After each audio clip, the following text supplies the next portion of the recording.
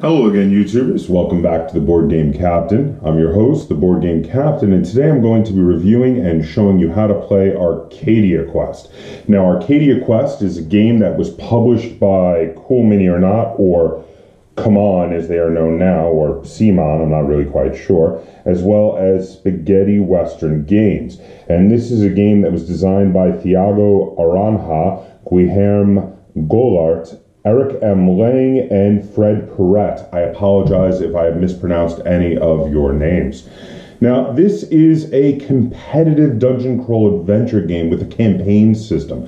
Now, most dungeon crawl games are proper cooperative games, but in this one, each player actually controls their own team of adventurers, and they compete with the other teams. You can even directly attack and PvP kill members of the other teams for objectives. Now, the game is listed as 2 to 4 players for ages 14 and up, and is listed as a 60-minute game. So let's start there. Now, I've been mainly playing this game at 2 players, and I have to say it feels like it really probably plays better at 3 or more. Now, most of the particular dungeons that you adventure through are fine at 2 players, but there are some where 2 players, they can be a bit too abrupt. The thing is, at 3 or more players, you're required to complete 3 of the objectives to end the round, and at least one of them has to be a player versus enemy objective versus a player versus player objective. But at 2 players, you're required to only complete 2 of them. Now, this can make it abrupt because there have been some times where a player has completed a player versus enemy objective and then just killed one of the other player's party members, which completed a player versus player objective, and boom, they won the game. And that can sometimes result in a very, very short dungeon. So while it is 2 to 4 players, and while it does play at 2 to 4 players, it's probably best at 3 to 4. The 14 and up is probably a good estimate. This is not an overly complicated game. None of the rules themselves are overly complicated, but there are a lot of things to keep track of. And for the 60 minutes, this is highly variable. It really depends on the number of players, and it depends on which particular dungeon you are adventuring through. And it also depends on how hard charging you are at going for the objective. If you just wander around killing bad guys a lot, you can prolong the game a lot longer than an hour. On the other hand, if you go hard charging towards objectives and get some of the player versus player objectives, you could finish it much quicker than an hour. So this really, I think, would have been better represented by a range. But there you have it. So let's open it up and we'll take a look at what comes inside the box. A little bit of a snug fit there. So the first thing you've got on top here is you have a rule book and a campaign book. Now, the rule book is what you would expect to see from a Cool Mini or Not rule book. Lots of diagrams, lots of pictures, very well put together. It shows you how what everything looks like when it's talking to you about it. It shows you pictures of how the game looks set up, which, I mean, this is exactly what you want in a rule book. It is a bit long because there's a lot of rules to go over. It clocks in at, for the actual rules, let me get past some of the appendices here, at about 29 pages. So there's a fair amount of rules here, but you do need to know all these, and it is important. And it also is filled up with lots of illustrations and diagrams, and the diagrams are great. They really do help you to understand what they're trying to tell you in the rules. Now, the campaign book is completely separate, and this has to do with if you're going to play a campaign with someone. Now, Lynn and I have been playing a campaign of this, and we're more than halfway through the campaign. This is a look at the map of all the different rounds you can play, and it is replayable. You can play, it's not so story heavy that you're ruining something by doing the different missions, and you could do the missions again, and because of how many missions there are, and the fact that you will not play all of them, you could just make sure to play a lot of the missions that you did not play last time you played the campaign. So the campaign is replayable at least a few times. The next thing we have here, now this is a campaign sheet, and this is the particular one that Lynn and I are currently working through. And you use these to keep track of what characters you're using, what their current equipment and spells are. It comes with a whole pad of these, and these are really great for keeping track of your campaign if you're playing a campaign. This is a bit of a timer board, if you will. You put dead bad guys on it, and when it fills up, they have a chance of respawning. They're not guaranteed to respawn, but they may respawn and come back onto the board. So you can't just fully clear out the dungeon and then walk around an empty dungeon. A lot of the guys will come back as you are playing. These are some of the actual boards for the game.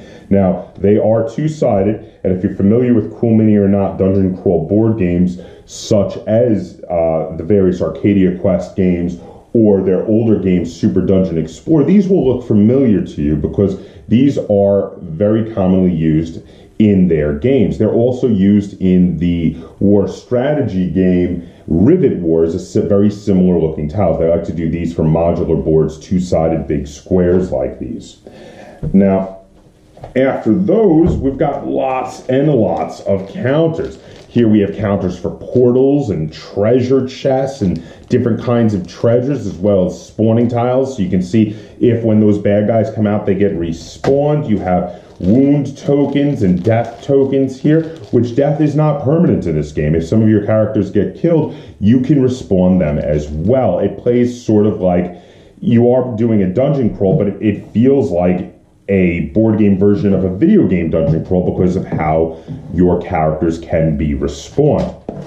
And here is gold, and this is very important when doing the campaign mode of this game, because you want to collect gold so you can buy new items, so you can upgrade your characters for the next adventure. Very key. I highly recommend, actually, if you're going to play this game, play the campaign, because being able to upgrade your characters is awesome.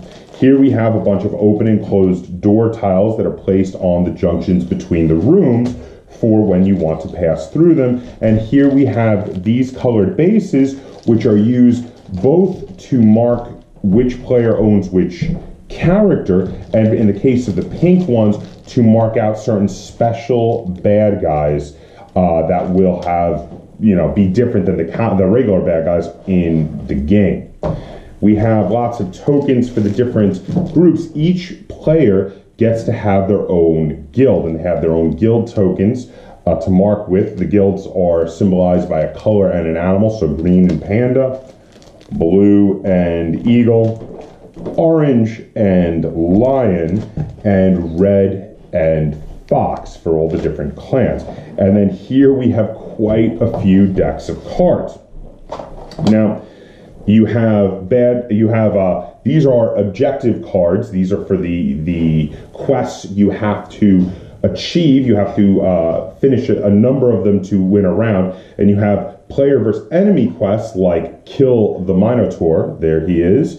And it specifically tells you what kind of rewards you get for doing it. And of course, if you complete it, that quest is now one of the quests you completed, and there's a certain number of quests that a player will need to complete to trigger the end of that dungeon. Then there are player versus player quests like this one, Kill Green, which would only be out if someone is using the green guild, and it means if you kill at least one of the green guild's characters, you get to achieve this quest. There's quite a few different quests, and depending on what dungeon you're in, it will tell you what player versus enemy quests you use, and depending on what color guilds the different players are using, that will tell you what player versus player quests you are using.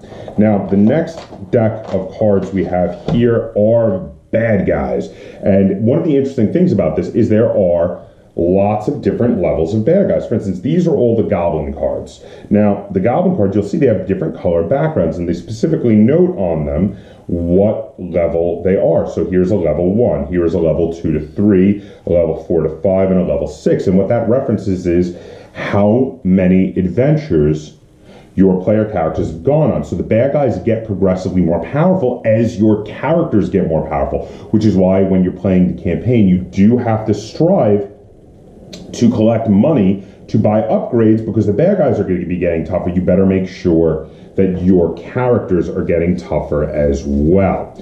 Now, there are basic monsters and there are major villains in here, and then also there are the characters. Now, the characters here, these are the guys you can recruit at the beginning of a campaign to be in your party. And you get to recruit 3 characters, and it's done in a drafting method, and you want to try to recruit characters with varied abilities to be used for different purposes. Generally speaking, you want to have at least one character who has some kind of special ability for magic, so you can help to use spells more effectively. You want to have someone who's a tank that can run up and take the damage.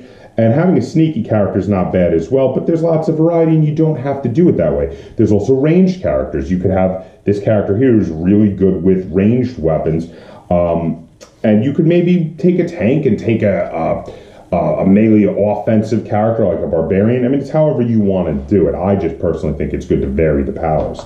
And then finally, with the cards, we have lots, and I do mean lots, I just dropped them all over the table here, of upgrades. Lots and lots of upgrades. Now, the upgrades are great because they are marked by level. Depending on what level you've just completed, you get to see a different pool of upgrades that you can draft and buy from with the gold. And then there are some reward ones that are specific to certain dungeons.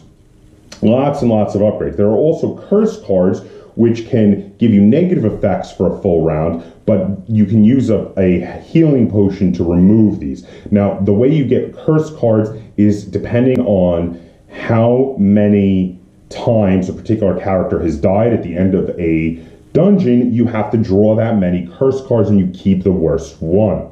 Now, there are no curse cards, which is what you're hoping for, and then there are nasty curses like amnesia, for instance, which is what you're hoping you don't draw.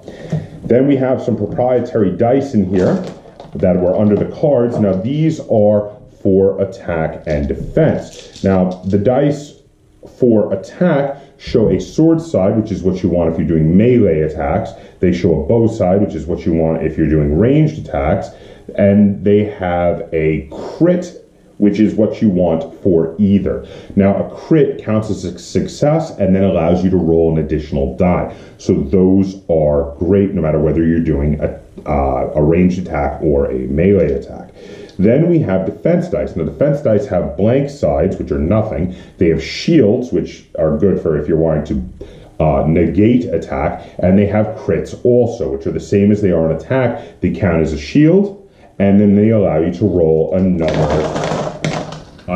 die.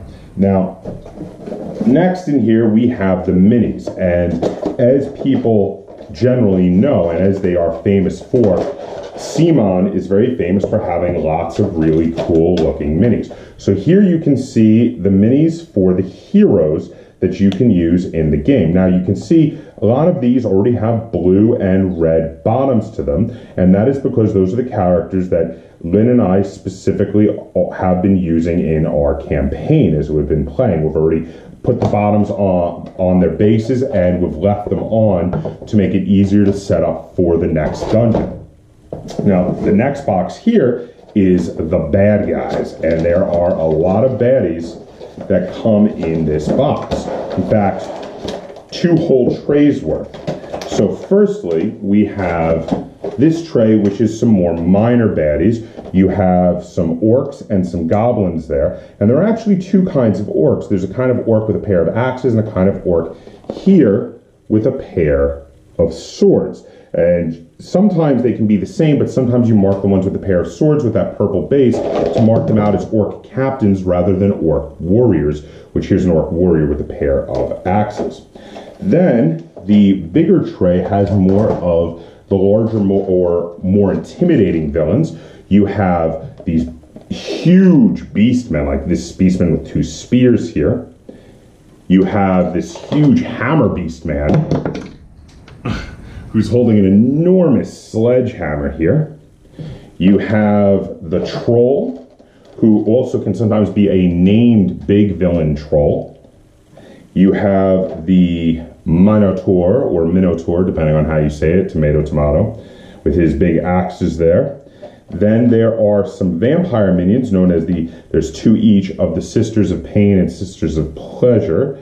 There is one, I believe that is the Pleasure, and this is the Sister of Pain. And then there is the main bad guy villain who is a master vampire here. And he is the boss of the entire campaign that you are trying to hunt down. And the only other component I have left in the box to show you are the guild boards. Now here we have boards for each of the different guilds, which on them you place your hero cards up top, and then as you can see they each have 4 slots underneath for items or spells to help give them attacks and abilities. You do start with some starting items and spells at the beginning of the game, and you get new ones as you go on. So that is a look at the large number of components that come in this big game. Now let's head to the table. I'm going to show what is suggested as the first game to play in a campaign setup, and I'm going to tell you how the game plays. Then we're going to come back. I'm going to tell you how the game feels. I'm going to review it. I'm going to rate it, and I'm going to get a second opinion from Len. Okay, so here we can see a game of Arcadia Quest set up for 2 players. Now the reason I set it up for 2 players is I've primarily been playing it as a 2-player game with Lynn and I doing the campaign. Now we can see that the blue player is on this side of the table and have set up their starting characters here, and that the green player is on the opposite side and has done the same on the opposite side of the table. Now a couple of concepts I would like to explain to you before we get going. One thing is that only 2 characters, no matter who they belong to, whether they be evil, whether they be from either of the 2 players or from 1 player, only 2 miniatures may ever be on a single space at a time. So you may not end your move on a space where there are already 2 characters there. Hence why in this setup, 2 characters are set up there right at this space with the door to get out, and 1 has to be on a separate space. The starting characters here could have been set up in any of these 3 spaces here. Now, in addition, for the purposes of movement, you cannot move through a space with 2 enemy characters in it. You may move through a space with 2 characters as long as one of them belongs to you, but you can't end your movement on any space with 2 characters, no matter who they belong to. In addition, on your turn, you pick any of your characters to activate, and they get 3 movement points and are allowed to attack. You can either attack and then move, or move and then attack, but you may not split up your movement. The bad guy cards are up here to show you what their stats are, and the current quests are up here, and the current quest for this mission, which is called the District of Hammers and is the recommended mission to play first, has the quest to kill a member of your opposing team, as well as a quest to kill 3 monsters and a quest to find the lost weapons.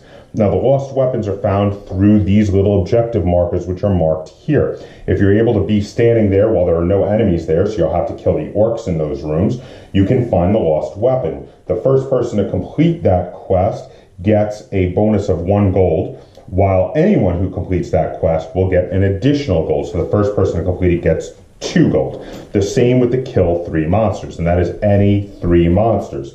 Now, in addition, if you find the lost weapons, there are some reward cards under the card here for what the lost weapons are, which are the Skullcracker hammers. And if you complete that quest, you will for free receive the Skullcracker hammers at the end of this round, in addition to whatever other items you can buy with your gold. So in a 2-player game, the first player to complete 2 quests, one of which has to be a player versus enemy quest, so you can, in this case, kill a enemy character and either find the lost weapons or kill 3 monsters, you will trigger the end of the dungeon. At the end, you can use your money to buy more upgrades before going on to the next dungeon, and whoever wins gets to choose what the next mission is that you will play. So, we have our player board set up with our 3 characters. The blue player is using Green Sleeves, Spike, and Seth, and the green player is using Maya, Grom, and Wisp. They each get the starting loadout of weapons, which is a slingshot, a rusty blade, a parrying blade, a life drain, and a nova bolt, and have divvied them up amongst their characters as they see fit, and will get more items as the campaign progresses. On the board, we've set up our bad guys, we've set up our portals that allow you to move through them as if they are adjacent to other portal spaces, and we have set up random items you can find within the dungeon. Now, a special note on how bad guys react.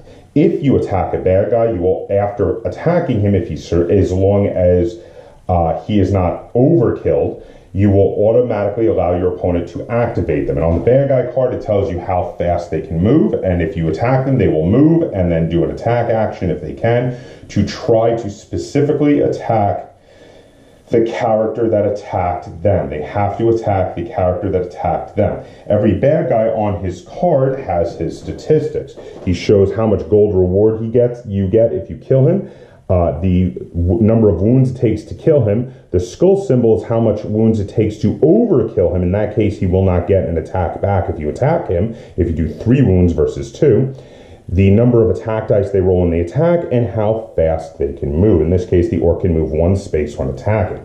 In addition to that, if you are in what is known as a close space, and a close space is either sharing a space with the bad guy like this, or being in any of the orthogonally adjacent spaces like here, or here, or here, but not here because that's across a wall and doesn't count as being close. But if you're in any of those spaces and then want to move, before you move, the bad guy gets a free attack on you. He doesn't get to move, but he gets 1 free attack, which your opponent will roll for him. The portals also count as close to portal spaces and you can move right through for 1 movement point. Movement points can also be used to open doors. Now that's basically the gist of the game, and you move, you attack, you roll dice.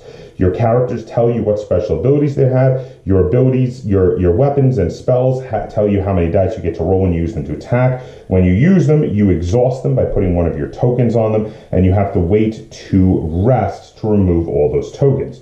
On the beginning of each of your rounds, on each of your turns, you either decide to activate 1 of your characters or to rest your entire guild, in which case you get to remove all of the exhaustion tokens that are on the abilities and equipment and spells, and therefore get to use them again. So let me show you a few turns so we can show you how this works. So let's say blue got to go first. So blue is going to decide, you know what, I'm going to activate Spike. So Spike is going to use his first action to open the door. He is then going, for his second movement action, he is going to move out here, and now he is close to that orc. So now for his third movement action, he's going to attack him. He could move into the space with the orc, but that would allow the orc to get a free attack on him because he'll be moving out of a close space, even though it's into another close space with that orc. The orc would get to attack him for free. So Spike will activate his rusty blade. The rusty blade gives Spike 3 attack dice. So he gives a quick roll of the 3 attack dice to see what he can do to that orc, and he rolled very well. He rolled a bow, which does nothing for him on a melee attack, but he rolled 1 sword, and he rolled 1 critical hit. Now, a critical hit counts as a hit with a melee and allows you to roll an additional die. So in this case, I'm just going to re-roll that bow die, and I rolled another critical hit. Now, this chains. I can keep going. And there's another sword for a total of 4 strikes on the orc. Now, that is enough to do the overkill of the orc, which means the orc will not get to activate back and hit back at Spike. So Spike has slain the orc in 1 hit. The orc doesn't get to hit back. The orc goes over here to the spawn tracker. Spike receives 1 gold for killing that orc, which goes to his guild.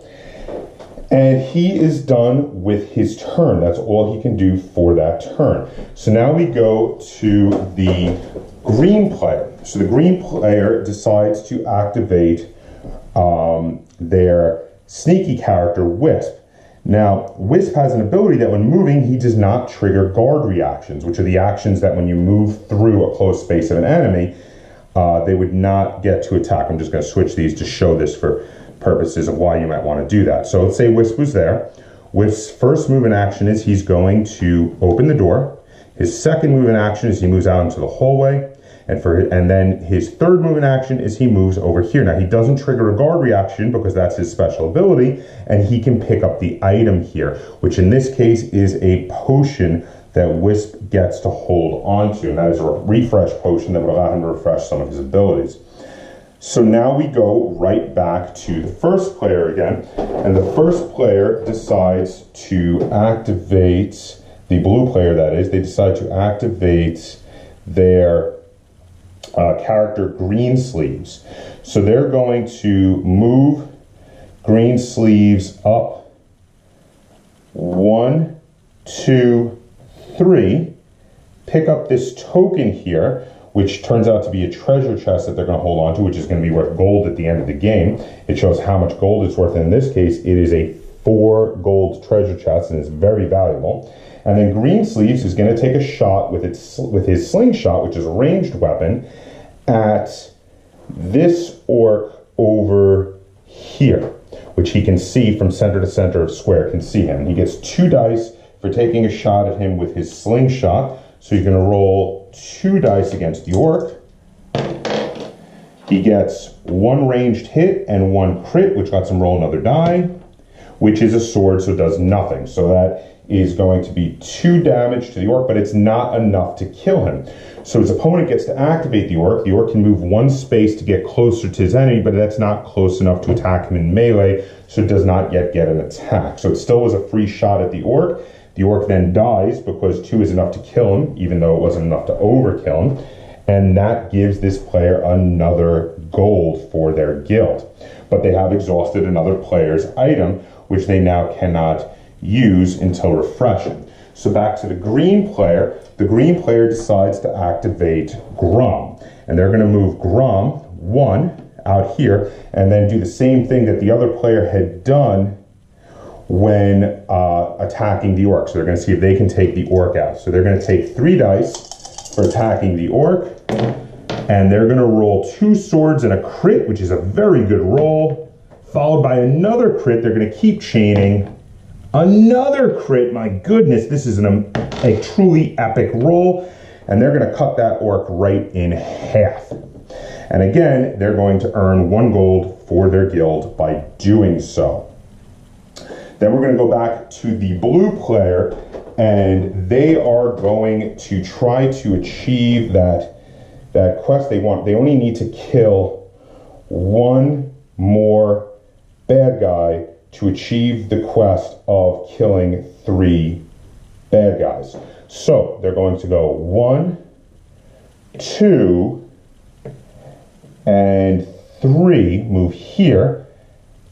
Excuse me, no, 3, they're going to open this door here instead, so they can get 1 shot at trying to kill this orc here.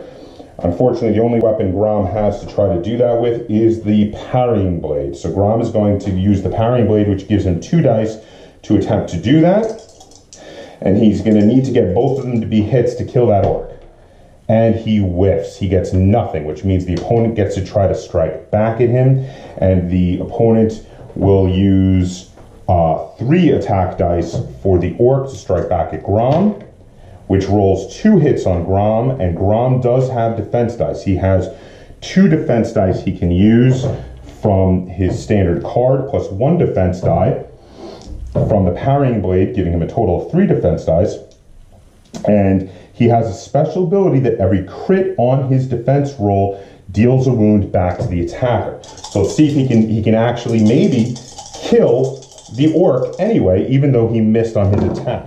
So he rolls 1 defense and 1 crit, which again chains and allows him to roll another defense die, which misses. But he does actually do a single wound to that orc, and the 2 deflected the 2 wounds that the orc had done to him, so Grom is okay and does not take any damage. Now this is how a game of Arcadia Quest goes. You take turns going back and forth and attempting to achieve your goal. Now blue had already killed 2 bad guys, and once they kill this orc, they're going to get to achieve the kill 3 monsters goal. Now if they do that, they're going to get 1 gold for being the first person to achieve it, and then at the end of the game, they're going to get another gold just for having achieved it. In addition, if once killing this orc, they come into this room and pick up the quest token, they're going to achieve the second quest, which is find the lost weapons, which being, if they were the first person to do it, will also give them a gold, another gold at the end of the game for having achieved it, and the free weapon, the skull cracker. That will trigger the end of the game, and then this dungeon will be over, at which point, using your gold, you're going to be able to buy level 1 equipment that is going to be randomly dealt out and then drafted and then possibly purchased for your party before moving on to your level 2 adventure. And that's how a game of Arcadia Quest goes. Now, in addition, something that we did not get to see is that if they become close to enemies or in range with ranged weapons of the enemy guild, you can attack and kill members of the guild. If you do enough wounds to kill a member of the guild, they would be taken off the table. Let's say this archer had shot up Grom a bunch. They'll be taken off the table, put back on their card, and they'll be given a skull token to mark that they have died. When resting, in addition to removing all of the exhaustion tokens from the items that you have used, you can respawn any killed characters either close to any of your other guild members or in any of the normal starting spaces. Now, this is fine, and you can respawn as many times as you like, but you keep the skull tokens. And at the end of every round, you have to draw a number of death curses equal to the number of skull tokens you got. And you have to keep the highest value, they are numbered in value, the highest value death curse for that character, which will give them a negative ability for the next game. However, if you find a healing potion, in addition, here's a healing potion, I just found one, actually, first one I flipped over. If you find a healing potion and drink it, in addition to it being able to heal all your wounds, it will remove your current death curse. Otherwise, the death curse is automatically removed at the end of the game. And you play through a full campaign of this until you are able to make it to the final round where you fight and hopefully defeat Lord Feng. And that is how you play Arcadia Quest.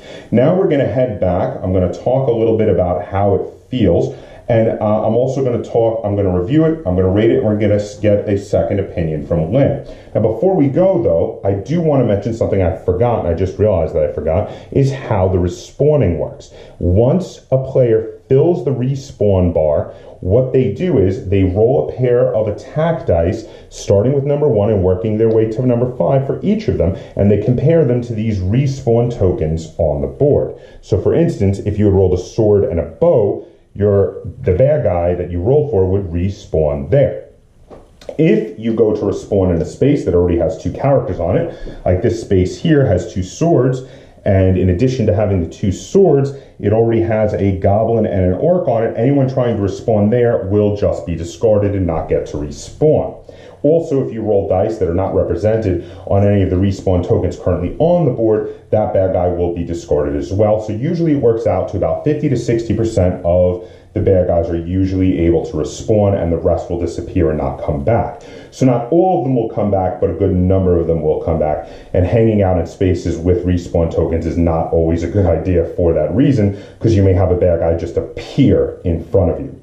And there it is. So let's head to the table and we're going to review the game. Okay, welcome back. Now, that was how you play a game of Arcadia Quest. So Arcadia Quest, I want to start off by, right off the bat, saying, I really enjoy this game. This game is tons of fun. And you know what? Fun is the number 1 most important thing when you have to talk about when talking about a game. This game is amazingly fun. Now, I wanted to preface that so you know this is going to be a positive review before I get into some of the negatives, because there are a fair amount of negatives I do need to talk about. So the first negative is this game does suffer from what I call the gnome card syndrome. The item cards are incredibly small. Now, I do know that this game has tons of components and tons of cards, and lots of the other cards are larger. But those gnome cards can be fiddly and a little difficult to handle. And in fact, the giant stack of gnome cards, as you saw when I was showing you the game and I dropped them all over the place, that is a common thing that happens. When you go to pick up that stack, you often will wind up dropping them. It's just something I wanted to mention. Another thing I wanted to mention that's a bit of a negative with this game is the setup and breakdown time. Now, because every round is totally unique, it's just the nature of the beast that there is a fair amount of time spent setting up and breaking down the game. Now, more with the setup than the breakdown. And I do want to mention that the rounds are so quick that you should probably plan to play 2 to 3 dungeons. There is less time spent setting up the second or even third dungeon than there is setting up the first, because you've already got all the components out. Now, Lynn and I have played as many as 3 dungeons in one sitting. And this is really the mindset you should have, because since the individual dungeons can be so quick, if you're only playing one, it's actually possible to spend more time setting up and breaking down the game than playing that single dungeon. And that's not cool, so you definitely want to have the mindset, I'm going to play 2 or maybe even 3 dungeons in a row. So, there are a couple of the minors, a couple of the negatives. In addition, it's a very generic fantasy setting, and some people might find that as a negative. Also, even though this is an adventure game and a bit of a RPG light game, there's not much of a storyline to speak of. I mean, it's there, but it doesn't really show up in the game at all. You're just fighting and killing bad guys to get money to buy better equipment to improve your characters and move on. But you know what? All of those negatives amount to not a whole heck of a lot when compared to the positives, because the positives of this game are huge. It's easy to pick up, easy to play, fun. You just get into it. You roll the dice, you kill bad guys. The competitive nature makes it actually more fun than a lot of the other totally cooperative dungeon crawls. In fact, this is one of my favorite dungeon crawl games right now, and it's because of the slightly competitive nature of it. Yes, you're both fighting bad guys, but you can turn around and fight each other, and even though you're fighting bad guys, you're competing to kill the most bad guys and kill them the quickest and get to the objectives first. And all of that amounts to fun. This game is super enjoyable. And the campaign system is great. There are so many other dungeon games where they'll have campaign systems and I'll just be like, whatever, I'm just going to play this one. And then next time I'm just going to play that one. I'm not really keeping track. Immediately upon reading the rules, I was like, I want to keep track. I want to use the campaign system. I want to grow my guild, and I want to give them these cool new weapons and items and spells. And I'm doing that. And we're 2/3 of the way through our first campaign, and Lynn and I are having fun with it. We are making sure to keep track so we can go on, and we want to get there and kill Lord Fang. We want to be the people who kill Lord Fang. Very enjoyable. The dice, there's a lot of dice rolling. There's a fair amount of randomness that's true, but it's fun. When you get those epic rolls, it's crazy cool. And it's not that punishing also, because even if your opponent or one of the monsters gets crazy epic rolls on your guy and kills him, all you have to do is rest for a turn as the guild, and not only do you remove all of your exhaustion tokens, but you get to bring that person back to life. So death is not permanent. So it's not super punishing in that way. And the worst that's going to happen to you from dying a whole lot is you get a curse that at the worst lasts 1 full dungeon. And then it's gone. And you only have 1 curse at a time also. So the negatives that I have about this game are very, very minor compared to the positives. And the main positive is this game is tons of fun. Now, there's a lot of good designers on here, but one does stick out because he's become very famous since making this game and going on to make a lot of others, and that is Eric Lang. And this game does have a lot of his trademark types of easy to learn, fun to play, lots of great miniatures that go into a lot of his games. Eric Lang is, of course, famous for being a brilliant game designer and is now currently hired on full-time at CMON to be their head of game design. So I'm sure we will see a lot more really cool games to come from him. But this is a great game. The designers all did a really excellent job on this. The fact that they took the RPG light / dungeon crawl type game and made it competitive and made it so easy to pick up and play, so quick to learn, and so quick to play that you can play a few dungeons in a row, really hit this one out of the park for me, which is why this is a really high 8, maybe even an 8.5 5 for me. I really love this game. I'm going to definitely play through the entire campaign, and after that, I might even play through the campaign again with some other people that I game with if they're interested in playing through it again with me. I really, really like this game, and I do plan to buy lots of the expansions, and I especially want to get the Arcadia Quest pets, which I've seen, because then you get to have the pets as well, and they look like a lot of fun too. But let's get a second opinion. Let's ask Lynn. Lynn, how many stars out of 10 would you give to Arcadia Quest?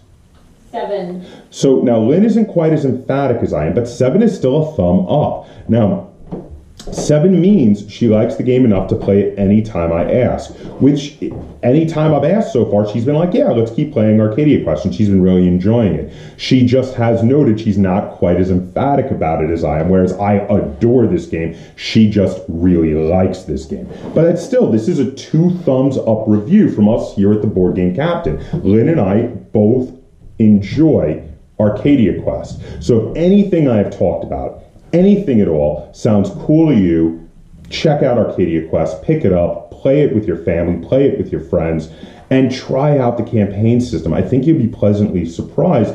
This has a fantastic campaign system that is really enjoyable and has you yearning to play the next game in your campaign. So there you go.